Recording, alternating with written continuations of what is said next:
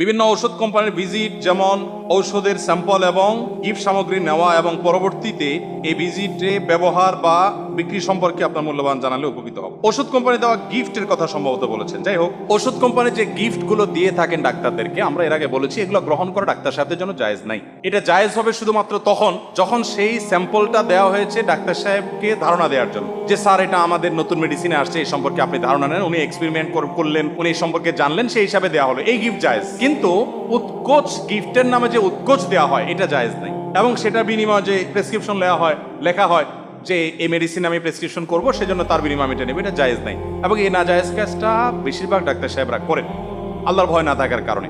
কেন না জায়েজ এটা নিয়ে ডিটেল আমরা আলাপ করেছি। একজন রোগী যদি 500 টাকা ভিজিট দিয়ে কোনো ডাক্তারের সাক্ষাৎ নেন, তার মানে ডাক্তারের কর্তব্য হয় 1 মিনিট সময় দেন আর 5 মিনিট সময় দেন, এই সময়ের মধ্যে রোগীর জন্য যা ভালো সেটা তিনি লিখতে বাধ্য, এটা তিনি সার্ভিস